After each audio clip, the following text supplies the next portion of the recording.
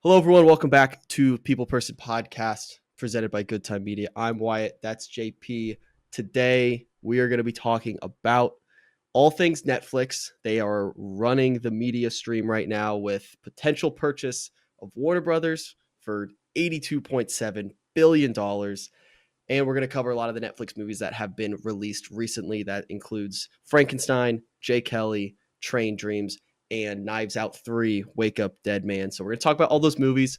But first, the biggest thing that's going on is they are potentially purchasing Warner Brothers. They have a deal in place, and now it just needs to basically be approved by a bunch of people that are more Yeah, powerful than me. Has to go through a yeah, lot of things, jump through a lot of hoops. Me personally, I'm pretty naive when it comes to the business side of things. I hear $82.7 billion, my eyes gloss over, and I just kind of lose interest because I can't understand a world where that much money exists. But basically, the way I understand it is they will absorb Warner Brothers, which includes HBO Max, conflates those two with Netflix. I'm a little I don't love the idea that the highest ranking officials and decision makers will basically be catering towards a streaming service rather than theatrical. Potentially, even though Ted Sarandos claims otherwise, he also has some of the most annoying quotes of all time when he comes out and says, "Hey, the American people have spoken and they want to sit on their couch and watch movies from home." Which to that I say, Ted, I hate you and you're wrong. So yep. Not that, only he yeah. doesn't say American people, he says consumers, American consumers. Mm-hmm. We are not human beings anymore. We are users, we are consumers, we are subscribers, we're revenue, we're Mm-hmm. eyeballs, we're clicks on an algorithm. We're not Which human beings to these people at all. Which we know they think of us that way, but don't Yeah. say it. That's Yeah. that's annoying to say it out, say the quiet part out loud. Yeah. So, So, where do you stand on this potential purchase? What does this mean kind of looking forward? Basically also like what now? Cuz we see this deal potentially is on the table and then I'm sitting here like I don't know what happens next. yeah, so I'm going to try to speed run this cuz Yeah. it's a lot and I'd rather talk about the movies. Yeah. So, the Netflix's bid for Warner Brothers. Actually, Warner Brothers going for sale. They were with Discovery. It was Warner Discovery. Earlier it's been like Time Warner, it's been other things. Um Discovery has its own like TV channels like CNN and all that stuff. They're trying to split because they're heavily in debt because of COVID and other factors. So Netflix is trying to buy Warner Brothers and HBO Max. They don't give a shit about the Discovery TV channels. Netflix doesn't want to go into broadcast. They don't care. They just want the streaming and the studio lots and the IP from Warner Brothers. So they want to combine. 2018, the Supreme Court overturned the People versus Paramount or whatever that court case was in 48 or 52. I forget when it was. Anyways, Paramount, the studio in, you know, long time ago, all the major studios owned movie theaters. They owned production, they owned distribution. And that meant if you went to one movie theater, if it was owned by Paramount, you could not watch a 20th century movie in that theater, and the Supreme Court said that is illegal. You cannot own production and distribution under one house. You can't do that. Mhm. Which is why movie theaters now show every studio's movies. They overturned that in 2018 because of streaming. So now Netflix owns movie theaters. They do it for awards buzz. They don't actually own it for people like you and me. Now Netflix, the number one streaming platform in the world, is trying to buy the number three streaming platform in the world. That itself is also a monopoly. And Netflix has the most studio lots uh, in business in the country. Warner Brothers, I think, is maybe the second. So now Netflix has a huge control in not only production but distribution. We're right back to the 40s and 50s, except it's one studio. So this is heavily illegal. This was straight up illegal like 7 years ago. And the weird thing is the only saving grace is Paramount, which was just bought by Skydance because Paramount was bankrupt because of streaming. Paramount Plus was a huge failure during COVID. They got bought out by Skydance, but now Warner Brothers has all this new money. They don't want to get taxed for that money because it's Skydance's money. It's still technically their money. So they're trying to buy more stuff so that they're back into debt so they don't have to pay taxes. So the original bid for Warner Brothers started with Skydance Paramount, which is owned by the Ellisons, which are very conservative big tech CEOs who are buddy buddy with Donald Trump. So Donald Trump has to say yes or no on any of these mergers. That's how big the merger is. I don't know if Mm-hmm. the FCC is in charge of it or the Supreme Court. I don't know how it's funneling. The FCC has been in the news recently because that guy's an asshole. I hate him. He's very pro censorship and he's one of Donald Trump's dogs. He does what Trump tells him to do. Any late night host being pulled off the air, that's the FCC chairman, Brendan Carr.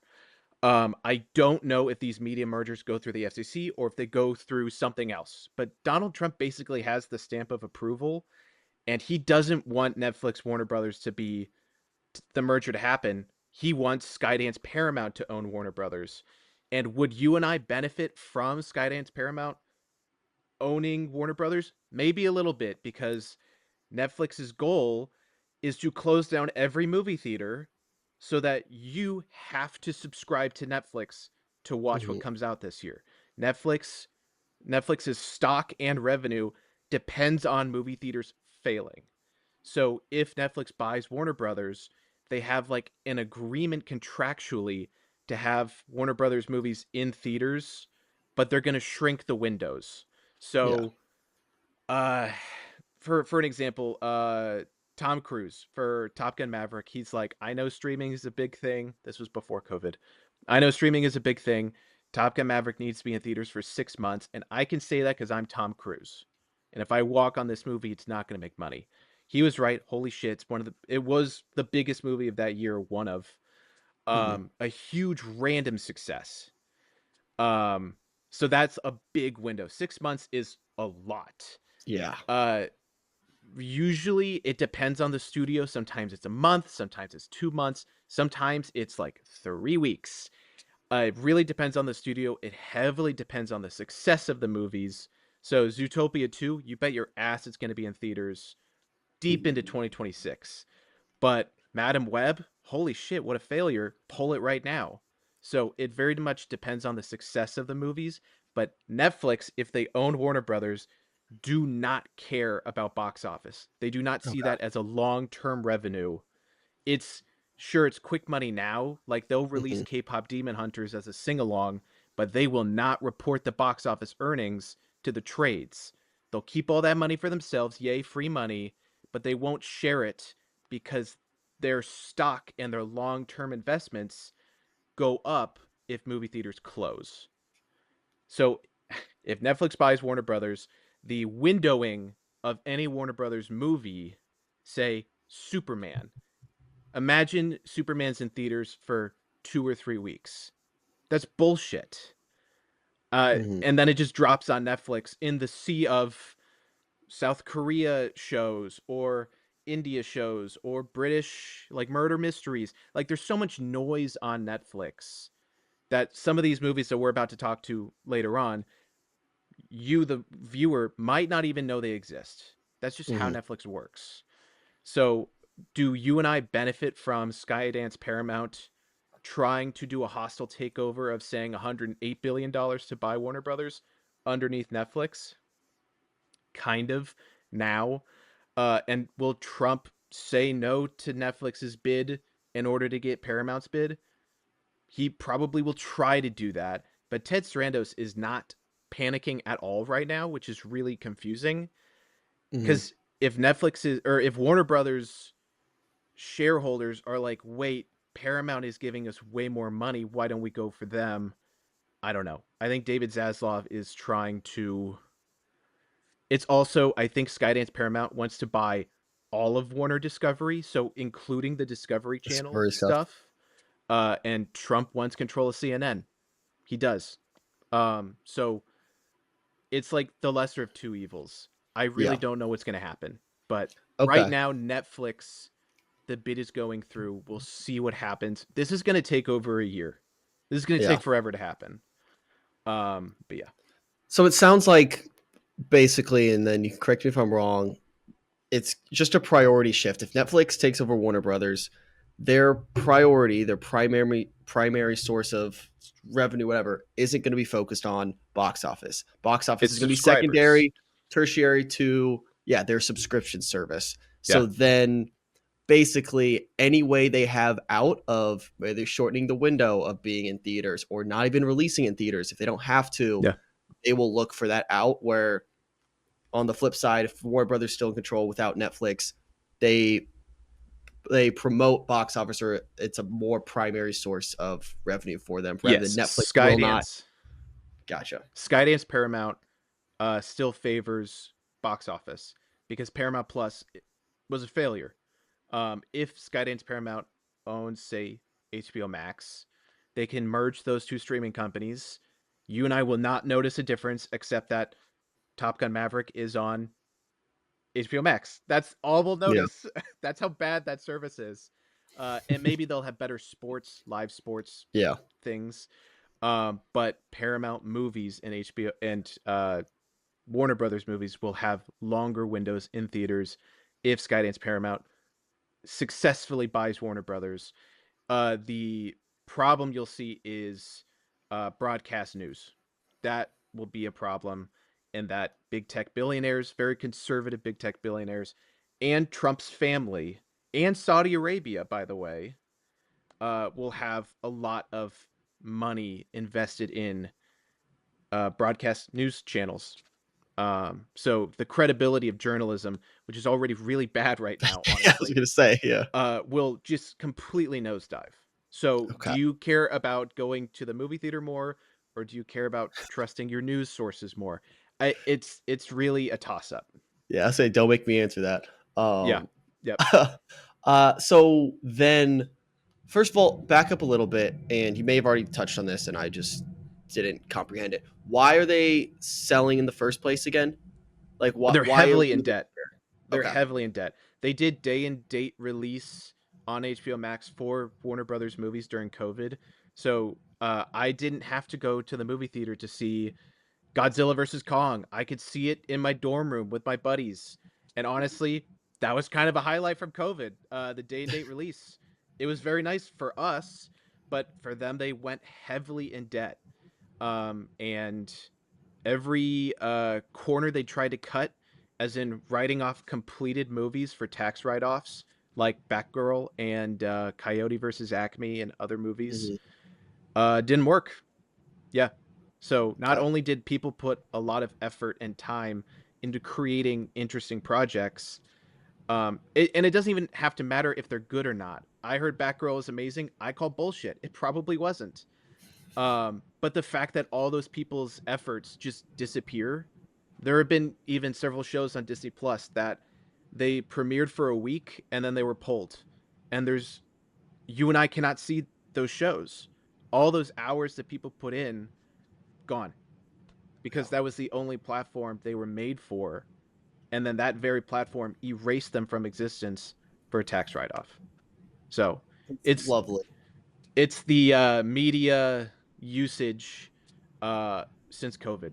Like all Yeah. these platforms, all these media conglomerates are heavily in debt, except for Netflix. But if they buy Warner Brothers, they will be in debt, which means Mhm. your Netflix subscription will go up. It will skyrocket. Yeah. Perfect. All wonderful, lovely things coming our way over the Yeah. next year potentially. And then, kind of last bit on it. So we have these finding the lesser of two evils here. Are there any other options, ways out of this, or is it really just going to be one or the other? It's one or the other. Yeah. Okay. No matter what, Yep. that's lovely. Because Can't wait. Warner Brothers, Discovery and Warner Brothers announced that they are splitting. They are up for sale. Warner Brothers is literally being juggled around by so many different companies. I think there was Time Warner. I don't remember what Time was. There was AT&T. There was Discovery. There's always something Warner, Hmm. and yeah, they just keep getting juggled around because movies don't make as much money. Um, yeah, Okay, so then, sorry, one more thing on this, then we'll talk about the movies. I promise. How does this impact while this is all going through the higher ups? How does this impact the next year for Warner Brothers or the big right. movie releases they have in 2026? What does that look like? Does it have any impact on those releases? It might. So because the company is up for being sold, they might have to freeze all their upcoming projects. That's why James Gunn's DCU is like actually at risk of just falling apart right as it's like taking off because the company's being sold. So why they can't really afford to greenlight projects like that. I think projects that are greenlit right now are still good. So I think Man Mhm. of Tomorrow is still okay. We we might not see the true effects of this sale for another year. That's just the way it is. Yeah. Gotcha. And funny enough, obviously, we're speaking rather bleakly about Netflix and the movie industry right now, but we're going to talk about some movies here, which for the most part Yeah. are pretty damn good movies, I would say. I don't think any of these movies are really bad that we're about to talk about. Right. I want to start with, I think, the first one that released on Netflix, which was Frankenstein, Guillermo del Yeah. Toro's Frankenstein, starring Oscar Isaac, Jake Belordi, um, what's her name, Mia Goth, as Yeah. well. And yeah, just overall, what do you think of this movie? What do you think of Guillermo overall? Because I'll give my piece. Guillermo is someone I like. I have a weird relationship with the movies. I've recently like kind of watched more Guillermo than ever Mm. before. Like Shape of Water. Finally got around to Pan's Labyrinth. When Guillermo goes full Guillermo is what I like to call it. Yeah. That's when he loses me. When he's like 70, Really? 80% Guillermo, I'm like, okay, Mm. I could do this. And like Pan's Labyrinth was like right on that edge of like, you're doing too much, man. You're losing me in Fantasyland. Shape of Water, I don't love. I don't love that movie, but I we can. love that movie. I So love that movie. my roommate loves Shape of Water. Yep. That's I Guillermo's. That's full Guillermo for me. I feel like in this movie, I don't even know how to describe what full Guillermo looks like. I just know it when I see it. He wanted to. There were moments. I think it's like a dream sequence where Frankenstein, Hmm. the monster's like starting to like become the monster. And I was like, he's about to do it. He's about to go full Guillermo, and he didn't. I enjoyed this movie. I really enjoyed the plot structure. It started to lose me the first. It went Frankenstein's story, then the monster, and then kind of towards the end. Well, The it had monster like story, I a really prelude, like a prologue, and then yes. Frankenstein's, and then the monsters. Yeah. Hmm. Yeah. I think a little bit of Dr. Frankenstein's story, it Yeah. didn't love. I was like, all right, let's kind of can we get this going? The pacing I didn't love. I really enjoyed the monster story, and then I Hmm. enjoyed the basically the bookend of it, of everything. So I overall really enjoyed this movie more than I thought I would. I come in skeptical of Guillermo, but yeah, what did you think of Frankenstein? I agree with you on the different chapters. I think Dr. Frankenstein's story overstays its welcome, and then I think the creature, his side of the story, uh, rushes through because it's like, hey, Hmm. the movie's too long, we gotta go. I have not read the book. I've not read Frankenstein or the Modern Prometheus or whatever. Apparently, there's like two different versions. Mary Shelley published them in different stages of her life. I don't know which one this is based on, and I know basically the plot structure of the book. So I know that for the creature stuff, they kind of just rushed certain parts of it to kind of just get us to the Arctic as soon as possible. And I didn't like that because Jacob Elordi is the best part of the movie easily. I Hmm. The makeup effects are good, the sets are great. I do not like the camera movement at all. It's so wide lens, very floaty, so it makes everything look fake, even though Guillermo del Toro is out there saying AI is dumb, AI is wrong, uh, people's craftsmanship is what makes movies good. and then he puts a floaty camera in a big set with like a CGI set extension in the very back. It looks pretty plastic. I'm gonna say it. Like, it's very disappointing that I think the production design of every Guillermo del Toro movie is flawless, except for this one. Shape of Water, impeccable. Nightmare Alley's fantastic. And then his Spanish language ones, Pan's Labyrinth, The Devil's Backbone. I love the design of all of his movies, except this one. What he's doing with the camera, it's very dreamlike, which makes sense for him, but it feels too separated from the tactility of the sets that a lot of people built. Um, but Jacob Elordi is like the saving grace of the movie, and he was a last minute recast. It's gonna be Garfield, right? I think so, and Which would have been. that's I can't wrap my head around what that would no, have even looked like. Just like the no, physicality of what that character asked for. I can't see Andrew Garfield. It's a different character. very different character, much more. Garfield can be much more animated. He's really good in like Tick Tick Boom. I love Yeah. Garfield, but Oh yeah, me too. Elordi just he's perfect in this. This is like in terms of like Frankenstein's monster, I will see this version now. The way he has like a twinkle in his eye. I don't like I fully think that's like an actor thing. It's not just oh, let's put a light here to catch his eye like what I'm doing right now. He Mhm. has a twinkle in his eye and it's so good when he's like in the woods and like observing things and the way he moves his hands. And actually the sometimes the best part of a movie are the fans' reactions to it. I've seen fan art, I've seen behind the scenes photos from Elordi himself with a black and white film camera. Everything surrounding this movie, Guillermo del Toro saying AI is the death of Hollywood. I love all of it. The weakest part of this movie is the movie itself. And that's very disappointing.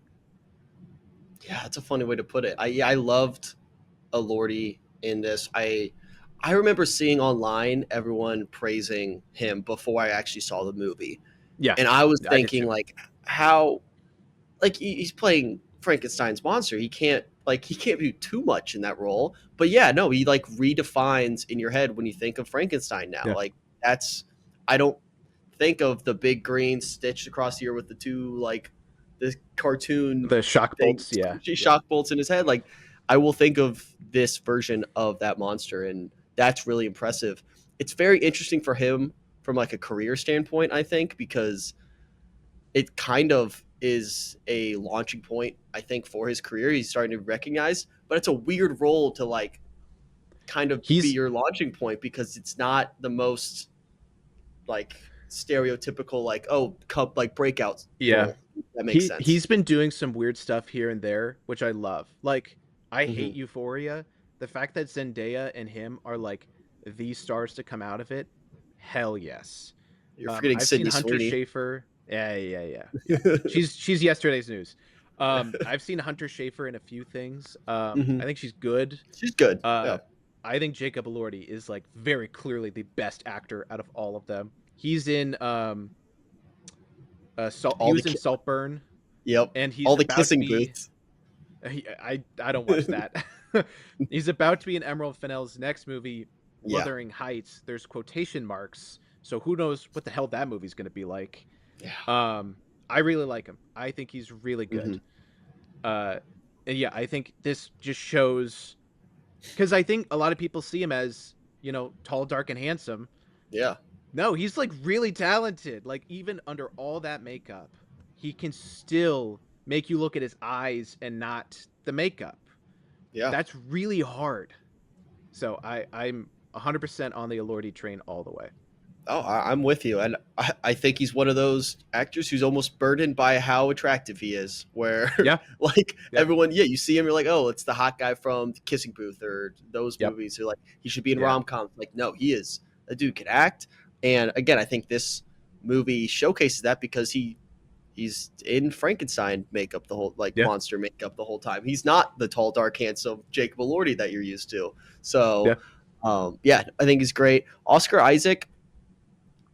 is fine. I think. Yeah. Like I don't know. It's I just was he's a little over the top sometimes. I don't know. yeah. I was liking Christoph Waltz's performance more than Oscar Isaac. Yeah, Christoph Waltz is just kind of a weird creep, and he's just kind of there. It's like, sure, all right, whatever. yeah. No, it's. Mia Goth is also great. Mhm. Um, will this win any awards? It better win costuming. Holy shit. And makeup, like makeup effects and costuming.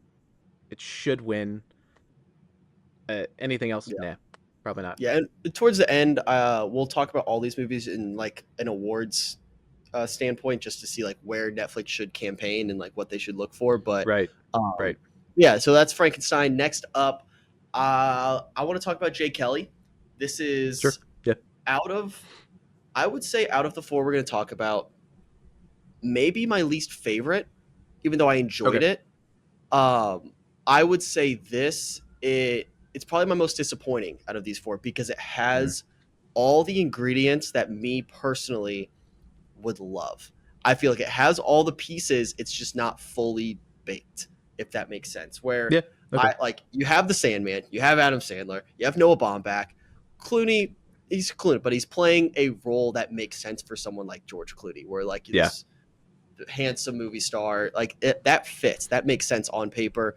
It's just an artist searching for purpose, father trying to connect with his daughters, like those pieces of a story in a movie that will almost always resonate with me. So I'm going in high hopes based off what I knew Yeah. about the story. I just feel like it never fully committed to anything. Like it was so close to a really, really good movie, Mm. but it just scratched the surface of what it could be. I mean, you have Laura Dern in there for 5 minutes. I don't really know Yeah. why. It just felt pointless for her to be there. And like, I love Laura Yeah. Dern, and she's great in the scenes, whatever. But like her character, whatever. And I know it's showing just like all these people just kind of flimsily leaving him, and by the end he's all alone. But I don't know. For her, that whole storyline bothered me. The quick little love, not triangle, but just like love subplot with her and Adam Sandler. I hated Yeah. that. I hate Yeah. like they didn't need that to hammer home the point of like, oh, we're so focused on Jay Kelly that we can't live our own lives. It's like, no, you both got married and like are fine. Like that didn't seem necessary for me. I thought performances are fine. It just never. I wanted it to go deeper, and it never quite did. The one positive I Yeah. want to give about this movie, though, I think I would have maybe hated this movie if it didn't stick the landing the way it did. I don't know how you feel about the ending. I It might be my favorite ending of any movie all year. I love the ending of this movie where he finally Jay Kelly looks in the camera and he calls back to what he's been doing all the movie long, where he's like, "Hey, can Yeah. I try that again? Can I have a redo?" Because you see it 3 times in the movie. I think the first one, opening scene, he asked the director like, "Hey, can we go again?" Yeah. He's Yeah. looking Yep. he's looking for confirmation like, "Hey, did I do a good job?" And the director's like, "Yeah, we're fine. You're good. You don't need to go again." He does it again when he's talking to the actress during a scene. He's like, "Hey, we should go again." And the actress gives him the affirmation like, "Hey, you're fine. Yeah. Like this was good." And then the third time, he's basically looking at us. He's looking through the camera, the Yeah. audience, saying like, "Hey, like, can I go again? Can I try this over again?" Which I loved. I think the ending, I was like, "Oh, that boosted it a ton for me. If it didn't stick the landing like that, I might hate this movie." But I think it's fine. I think it's a fine movie. Yeah. This is the actor movie of the year. You get one every year, especially for awards. This is like, oh, this whole movie is about acting. It's about the industry. Okay. Um, it felt to me it felt very like a Christmas Carol, like ghosts of his past coming back, Hmm. memories and all that stuff. It's a So Wonderful Life almost. yeah, kind of. But it's not like alternate reality. It's like he's walking through his Yeah, past. So it's very yeah, Christmas Carol. Good train movie, fun. The whole yeah. train thing was nice. Second best Um, train movie that we're going to talk about today. right. Yeah, yeah. I think I don't know. Like, you're right. I don't really know what this movie's trying to do other than Mhm. like is George Clooney trying to do a Birdman where Michael Keaton Yeah. is like, "You're right. I'm only known for being a superhero even though I'm a serious actor." And it totally revived his career. Are we trying to do that with George Clooney? If that's the case, I think it fails. I like the ending. It's very sweet. If this is like his last movie, is he retiring? I'm asking questions about George Clooney. I'm not asking questions about the movie, Yeah. and therefore I think the movie really just is kind of whatever. Yeah. I think it's very pretty. I think it's well shot. Good use of locations and set changes is fun. The one thing, there are a lot of movies this year because I watched a lot of like indie movies this year. I'm like, thank God they didn't do a deep fake of George Clooney's face on the younger actor. They Yeah. actually casted a younger actor that does a great job at kind of uh reflecting Clooney's ego, charisma and ego. It's not like he looks like a young George Clooney, but he embodies that uh energy pretty well. Yeah. And also I Billy Crudup is fantastic in oh the two scenes he's in. oh it's Awesome. awesome. Yeah. So good. Yeah, I just wonder, like, this movie looks differently if it's not George Clooney. And but you have to cast Well, someone like George Clooney I in think that I think this role. movie only works if it's George Clooney because when he's looking in the mirror and he's like Clark Gable, Mhm. Jay Kelly, Clark Gable, Jay Kelly. It's like, yeah, no shit. Like you're trying to be Clark Gable. Um, like say if you did if you did Brad Pitt, this movie doesn't work because Yeah. we Or it's just a know. different movie. Yeah. No. This movie doesn't work because we know Brad Pitt chose his career over his family because he's a horrible father and husband. We know he's a horrible father and husband. So if if Brad Pitt is like on a train and he looks over at Adam Sandler like reading a kid's book to his son on FaceTime and he feels bad, I'm in the chair being like, bullshit. You're a terrible Mhm. father. So this movie does not work with Brad Pitt. It only works with someone that gives a very old Hollywood taste to his career, and that is George Clooney. So Yeah. this movie is very I much made for him. I just don't know what else it is. yeah, it didn't.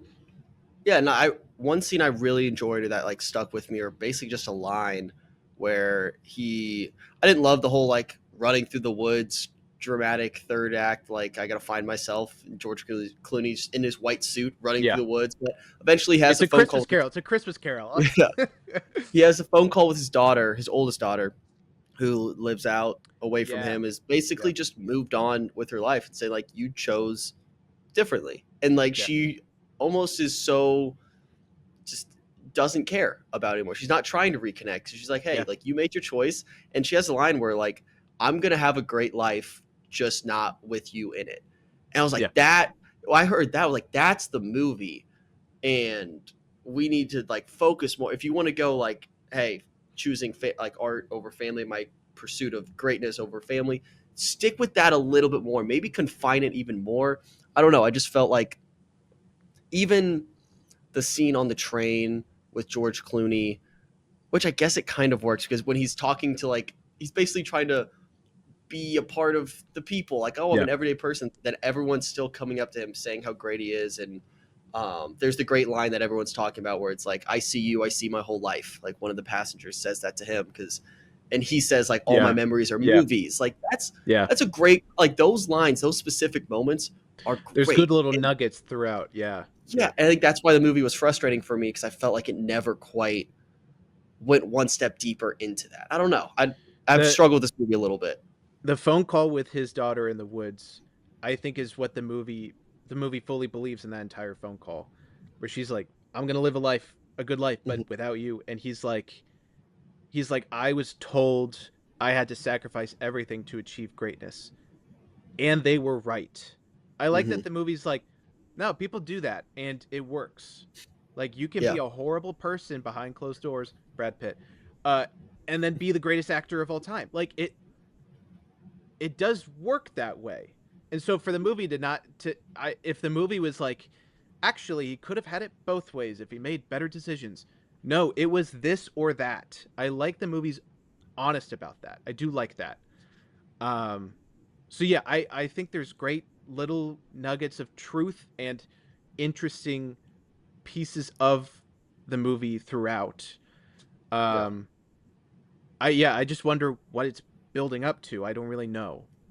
Yeah. Yeah. And So people, especially around this time of year, are going to start throwing out the term Oscar bait a lot. For me, and I think that term means something different for everyone. For yeah. me, this feels like a movie that's like kind of Oscar bait in terms of like this feels like a role where if done right, like you have George Clooney basically Yep. playing a version of Hmm. himself, being it's a Hollywood movie about the industry. Yep. It feel that this in my eyes feels like Oscar bait, which is a little bit disheartening knowing Noah Baumbach and how excited I was for this movie. So Yeah. is what it But is. I mean, like, doesn't mean yeah, it's a bad movie. I really enjoyed it. That Oscar bait movies can be incredible, but I don't know. It Frankenstein. just Frankenstein is Oscar bait too. yeah, It's a that it's an term's yeah. epic period piece, an adaptation of like one of the greatest modern novels of all time. Like that is also very Mhm. Oscar bait. Like I said, if it doesn't win costuming, I'm gonna be pissed. Like Yeah, it's like that's just what it is. Yeah. yeah. So that's Jay Kelly. I'm gonna actually look at what my scores were. I forget. So I was a little. I want to say I was like high 70s, maybe 77 ish for Jay Kelly. I know you can laugh at my system all you want, which basically that puts it at 3 stars. It's a 3 star movie for me. Okay. I gave it I had I gave it a 7 cuz again, it's very Christmas Carol-y, mhm, and I watched it I think this month. So it was good timing in my mind.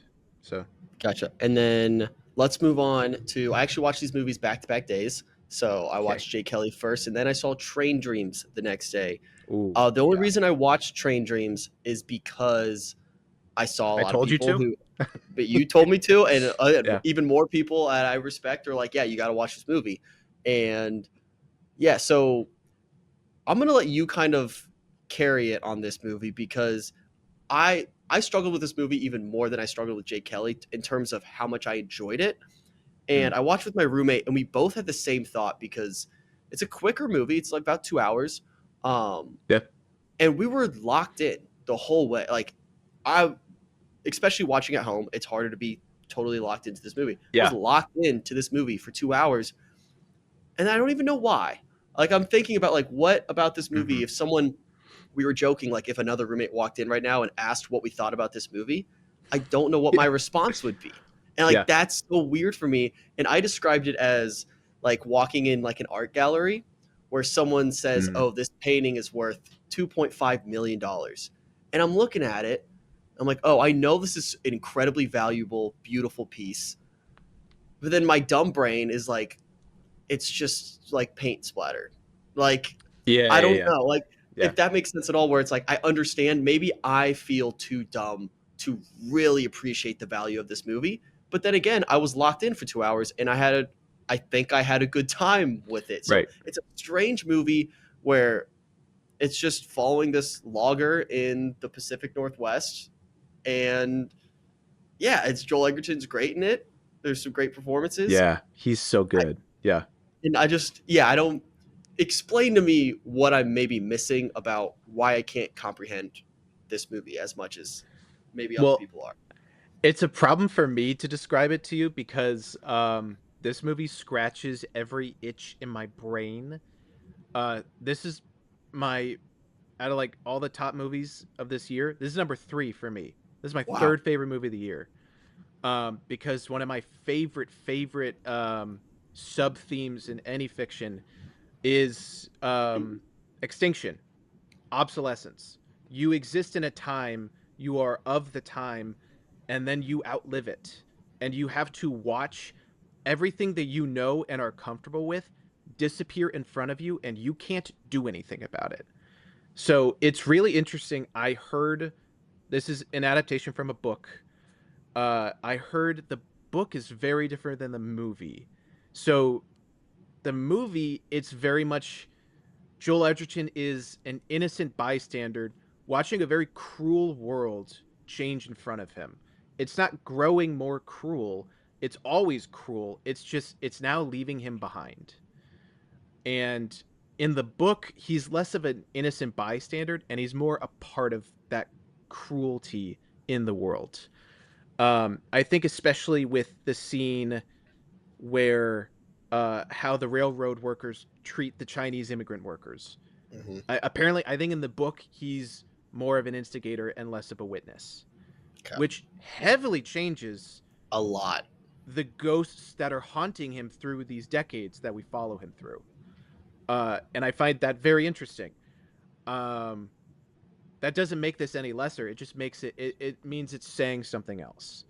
And this is the same team. I don't know if it's the same director or producer, but it's the same people that did Sing Sing last year Hmm. also did this movie.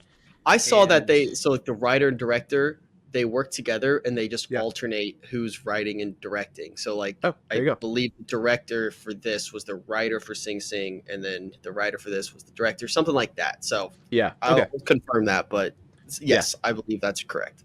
And I think those guys have been trying to make the movies they want to make in the industry for a long time.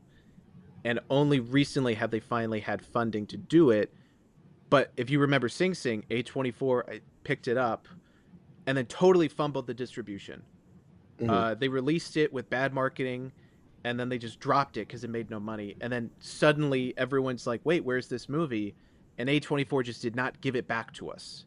So that was a whole fiasco last year, and cost that movie awards. Like, I'm serious, that Yeah. would have been a huge award winner. And I can't remember if it won one or not. I'm blanking, but same team for Train Dreams, and I think the emotional impact of both of these are very, very human, very genuine, but very different. And yeah, I think just Joel Edgerton really carries this movie. He has to, Yeah. and he does a fantastic job. And yeah, it's like all the people he meets throughout his life, just little conversations. A very similar movie is Sorry Baby, where Okay. we jump through time, and those years of your life you only remember by the strangers that are nice to you, and that's it, because everything else sucks. So you Yeah. only remember that year or that era of your life because of this random person you had one conversation with. It's that very similar vibe, Sorry Baby and Train Dreams. And I think it's just a very heartfelt movie about what it means to be human, and that the world sucks, life is cruel, uh, and because you have to make a living in the world that we live in, you will miss memories of your family, like very, very Mhm. much like Jay Kelly. Yeah. But I think instead of a celebrity where they have a choice to do that, Joel Edgerton's character doesn't have a choice. He has to go back to work. Yeah. Uh, and it's just the whole like, you never know when it's going to be the last time you say goodbye to your loved ones. It's that kind of emotional storytelling, and I think the cinematography, as well as Joel Edgerton, really carries, and the narration, which a lot of those uh, phrases that the narrator says are ripped straight from the book in a Yeah. very, very well made way. So Yeah. yeah, I mean, I think again, I struggled with it in terms of how I thought about it, but at the end of the day, I do think about this movie a lot, which I think yeah, mission accomplished by the creators of this movie. Because I yeah, go back to it, I'm like, what? The more I wrestle with it, the more I'm like, oh, I definitely enjoyed it. And I think that's just I got stuck in the binary system of did I like this or did I not? Where I think the fact that I can just sit with this movie still hmm, and think about it a little bit more and not have an answer of like exactly how it made me feel is kind of yeah, fun for me. It's kind of yeah, fun to just like why did I feel this way about this movie? So right. very fun And and if beautifully shot. Yeah. beautifully shot, they had to do digital. It's made to look like it's shot on film. They had to do it Mhm. digitally because they wanted to do natural lighting, so like only the sun. But because they're like in the Pacific Northwest and it's all cloudy and they're filming at night in front of a campfire, uh, film cameras can't really do low light that well. Digital cameras are much better, so they had to do it digitally. Mhm. I think it looks fantastic. Yeah. If you want The a hot one take, if you want a go hot for take, this movie does Forrest Gump better than Forrest Gump.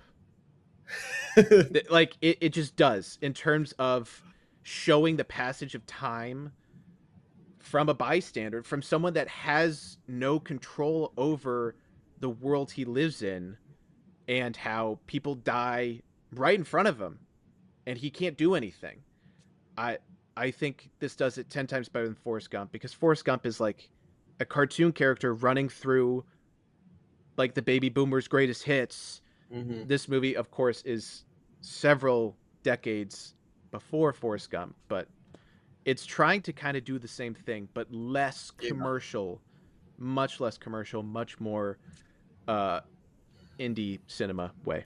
Yeah. Yeah, just like this idea of a main character where life is working at them and you're just seeing it through their Yeah. eyes and taking it in. Yeah. It's, yeah, no, it's I like that take. It's Forrest Gump. Um, Yeah. yeah, no, I think the one I was really proud of myself. So again, because I struggled with this movie immediately after watching it, I was like, I need to find smart people talking about this movie so I can like Yeah. maybe process a little bit more. Yeah. I listened to the Big Picture podcast about it. Yeah. Uh, Oh yeah. and I was so proud of myself because the shot that Sean Fennessy talks about with the camera strapped to the tree and they On the cut down the tree. tree, Yeah. when it happened in the movie, I pointed out, I was like, that's the coolest shot I've ever seen. And then he brought it up and I was like, Yep. I feel better about myself now. Maybe I'm not Yep. as dumb as I think because I saw that shot. I was like, that's the coolest thing I have seen in a movie this year, maybe in a long time. It was just like, Yeah. whoa, I've never seen that before. Like Sean said, much more eloquently on his show. But Yeah. yeah, no, this is a movie I've thought about probably more than Jay Kelly and Frankenstein combined since I watched it. So it has to have done something right, and maybe I'm still figuring out what that something is, which I'm learning is okay. Yeah. But let's talk about the last movie here. I watched this most recently, dropped on Netflix less than a week ago. Knives Out 3, Wake Up Dead Man. You had mentioned it to me before because you'd seen this a while ago, right? I saw it in theaters. I had to hunt it down. Okay. It came Okay. out during Thanksgiving. Just like Okay. just like Glass Onion. They only had it in Yeah. theaters for like a week. Um And you had mentioned to me right away Josh O'Connor. It's first of all, it's his movie. He is yep. the Oh star. yeah. He's the main character. It's not Benoit Blanc's character or movie. Josh O'Connor is a star. He is unbelievable in this role. I love this movie. I Yes. think Yeah. I don't think it is my I think the first Knives Out is still my favorite, but Mhm. I'm questioning that. I need to go back and rewatch that one. Yeah. Yeah. But because this one, man, it had the sauce. It had something with me. Yeah. I want to talk about one of the scenes later on that everyone's talking about right now. But just overall, Josh O'Connor's a star. This movie rocks. Rehash kind of your Yes. take on this movie. Yeah, so Josh O'Connor is probably the best rising actor we've got right now. Even compared to Jacob Elordi. I think Jacob Elordi is establishing himself. Josh O'Connor has just entered the building pretty much. He was in 4 movies this year. He was in 4. I saw 3 of them. He's really good. I really want to recommend Kelly Reichardt's The Mastermind. It's one of the Mhm. best movies of the year. So is this. This is one of the best movies of the year. Especially if you I don't think Ryan Johnson grew up Catholic. He did grow up religious. I don't know what church he's in, but this is a really good Catholic movie. I think it is. Yeah. My it's not even a hot take, but like I fully believe the best movies about the Catholic Church are movies about the church and not like Jesus or like Mhm. stuff. So like Martin Scorsese's Silence, Conclave, Conclave's great. Yeah. uh honestly, Life of Brian, hilarious. And like this movie, like it's when you look at the people and not heaven. You got to look at the people. And I think this movie does that very well. And Josh O'Connor just embodies the perfect scenario of a priest. Like he actually gets it, and everyone else around him is stuck in, especially the other priests in the movie, where it's like we need a warrior, and Josh O'Connor's like, no, you don't. That's a terrible Yeah. idea. I think this movie is fantastic in what it's showing and what it is trying to say. In terms of the Knives Out franchise, every movie is very different in I think a fun way.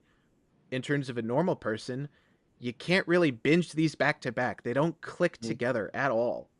And I think that's a really interesting choice that Rian Johnson is fully committing to. Um, the first one I think is still probably the best because it really just fundamentally breaks down all the genre conventions of a whodunit and Agatha Christie and just turns it on its head.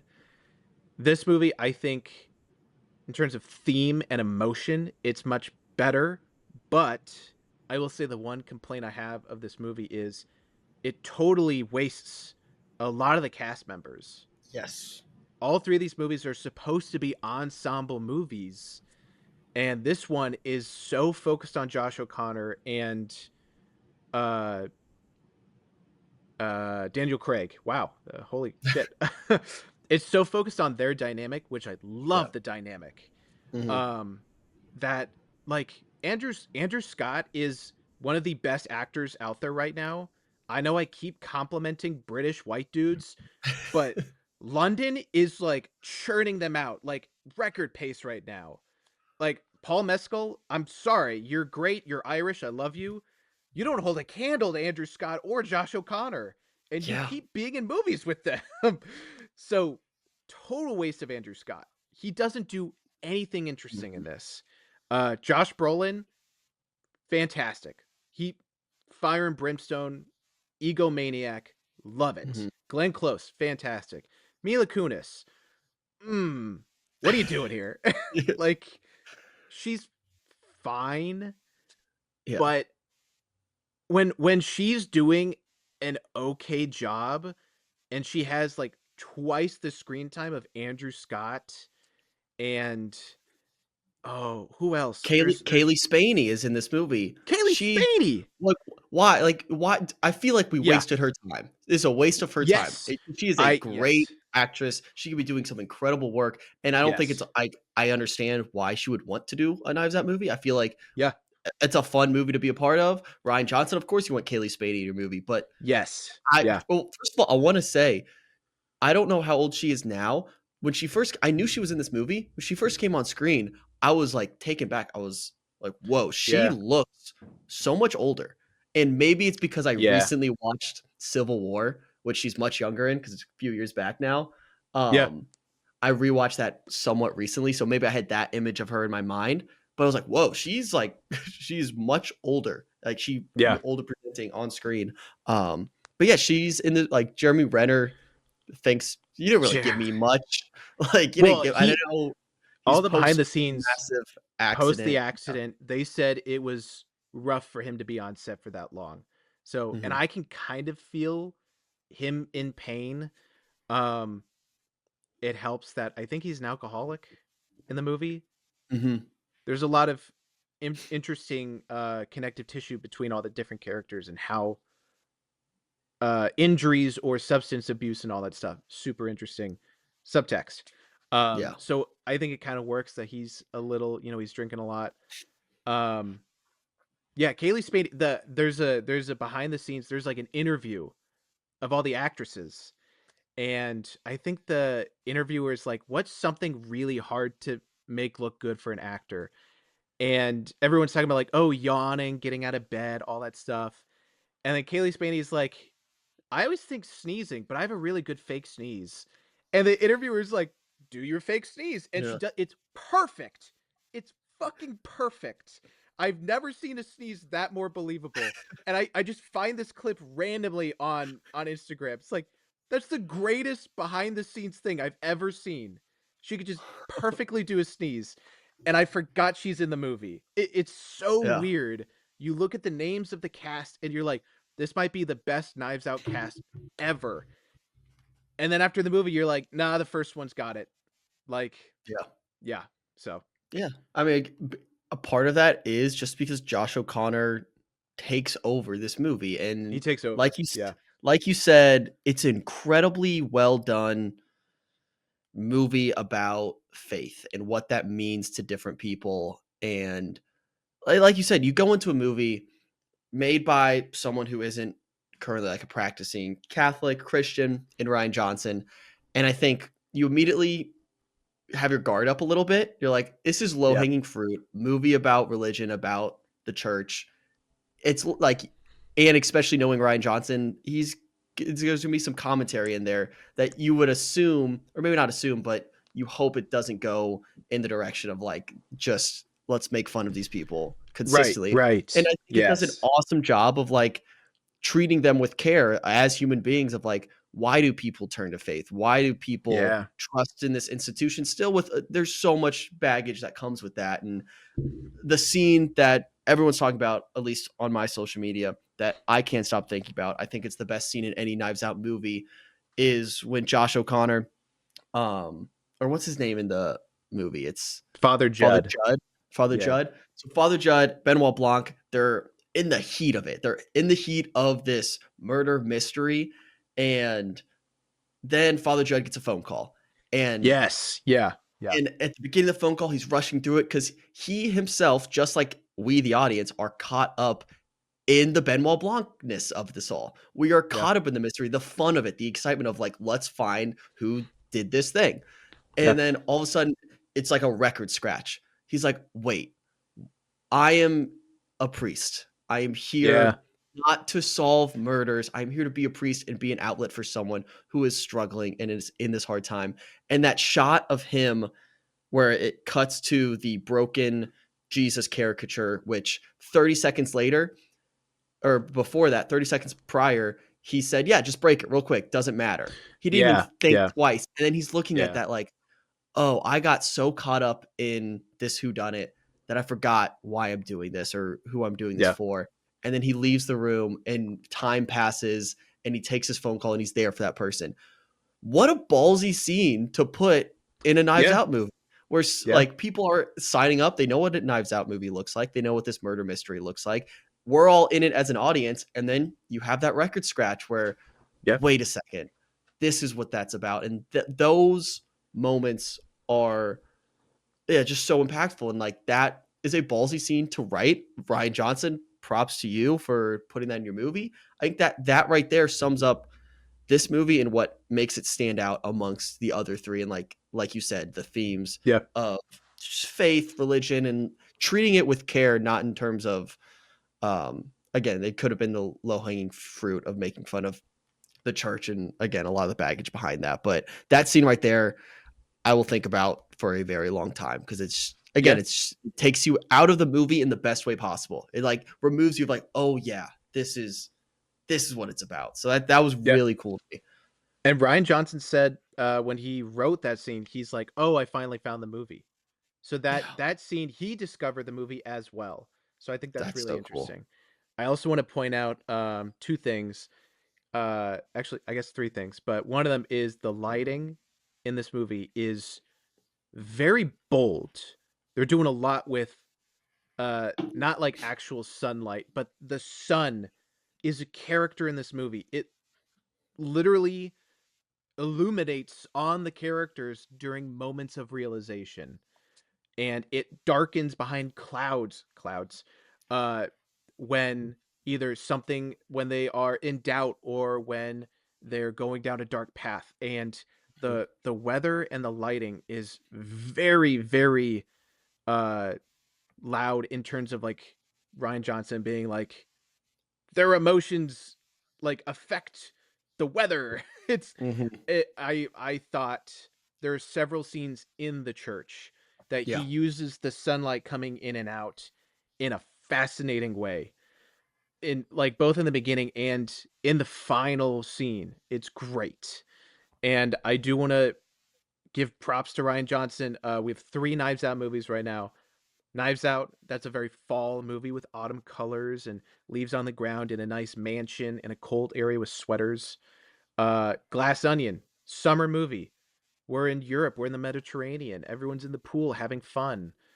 Now with Wake Up Dead Man, the Good Friday murder, it's spring. There's a huge rainstorm. They're in the like I Mhm. think upstate New York with all the pine trees. It's very lush. So we're in spring. The problem is I want a fourth one. I want the winter one so bad. It Mhm. will be amazing. Netflix only ordered 2 sequels. So Knives Out, Ryan Johnson, I think self-financed. I don't know who distributed it. I don't know if it was Searchlight or Lionsgate. I don't know.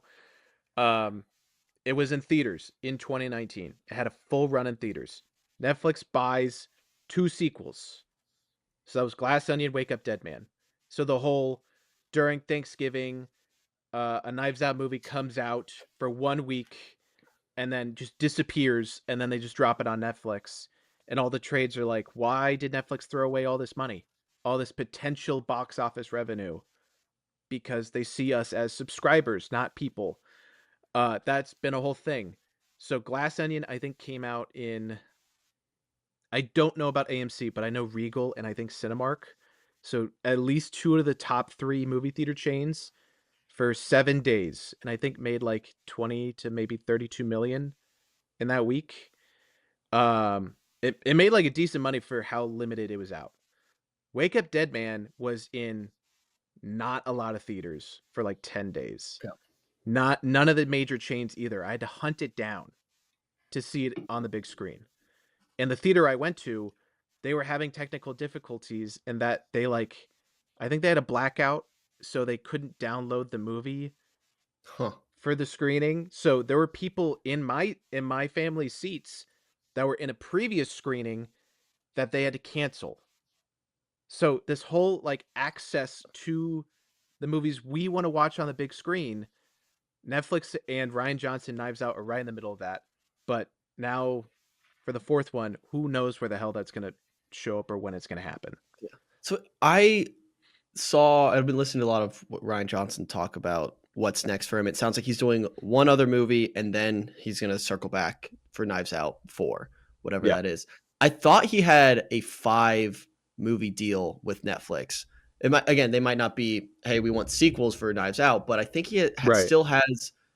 I think if that's the way he goes, I think that 5th movie which would be Knives Out 4, I think that would still be Netflix. I'm pretty sure. I don't know. I need to It's confirm that. it's not written in the contract yet. Okay. Because if you look at the trades and all the interviews, everyone says it's like a Knives Out trilogy because Mm-hmm. Netflix only ordered 2 sequels. But it's very clear that like Yeah. we need a 4th, we need Winter, and that one will be so fun. Like Yeah. a murder at a ski resort. Please, please, for the love of God. You're right. It says contractually, then there's nothing on paper that ensures Knives Out 4 will happen. So yeah, the Netflix Yeah, deal was 2 more deals. yeah, Yeah, and then thinking next for what that could look like. One criticism I've seen of this movie, which is interesting. Speaking of like low hanging fruit, and because Ryan Johnson does such a good job, like again, treating the idea of faith and the Catholic Church, Christianity with such care. People have kind of criticized, like, hey, you do kind of make some one-sided characters or one-point characters in terms of like the more conservative, like MAGA type characters. Like you look yeah. at it, like I wonder if the next one it'll be outside the Trump era. God, well, you would hope so. When that next movie comes out, I wonder what angle he would take with something like that, and if he would delve into be maybe more open to diving into a more political sphere now that maybe we're outside of a less tense political atmosphere outside of the movie. I just wonder if he would go Eh. in that direction. All 3 Knives Out movies are political. Every single Yeah. one. And all 3 are during the Trump era. No offense to Yeah. Biden. Biden's presidency is still during the Trump era because he didn't do Yeah. shit. So, yeah. Like the past,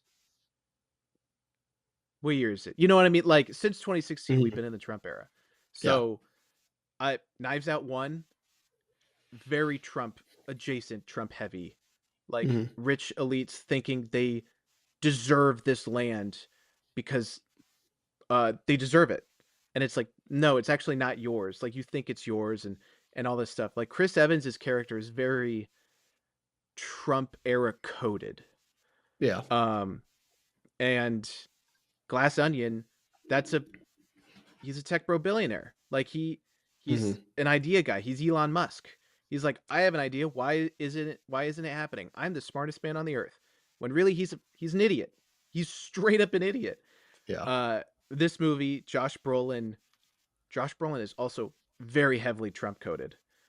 Yeah.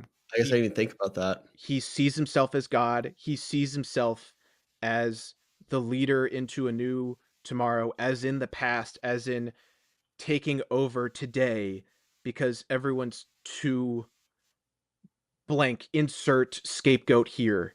Mhm. He's a fire and brimstone priest that accuses everyone that chooses to show up to his sermons. Like, what an Yeah. idiot. And yet that makes his following more enthusiastic about him. So Yeah. very Trump coded. And the fact that he thinks he's God, every like Judd is like, he never talks about Jesus, he never talks about God. He was always talking about himself. It's right there. Yeah. Um so Yeah. I mean, as soon as you're talking about that, I'm like, "Oh, yeah. No.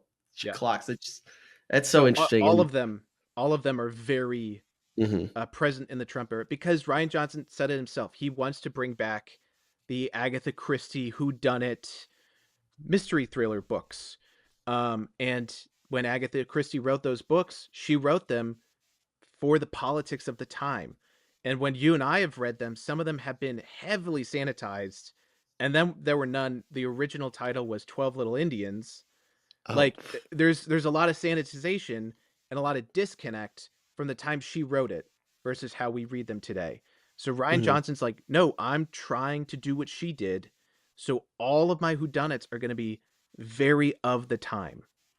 Yeah. So yeah, Oh, yeah, and I think, yeah, like you said, these 3 movies have all been during that same time, during that Trump era, yes, so, yeah, I think it's more of, like, a broader question of what movies look like, the landscape of movies post-Trump, just because, like we've talked about many times on the show, yeah, the amount of Trump impersonations on screen is shocking. Like, it's yeah, so many different versions of him, so it's just yeah, I think Hollywood's always kind of reflected culture and the political sphere that in some aspects. yeah. So it'll be interesting to see what that looks not only for Knives Out, just Hollywood in general. All We're gonna right. have Trump impersonations for the next 10 years. Like it's not Yeah. going anywhere. The Boys season 5 premieres next year, and Homelander is very much a Trump stand-in. So Yeah. yeah, Let's talk Oscars real quick for just these movies in general. If you yeah. are Netflix, you are part of the basically the campaign of, hey, we need to get some awards.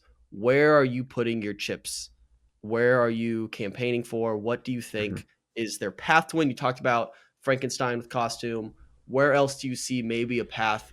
I feel Yeah. like a couple noms, like you'll probably get a Jay Kelly nom, whether it's Clooney or Sandler. I think one of them's gonna get in. Or Billy Um, Crudup. Either one of those three. yeah. Yeah.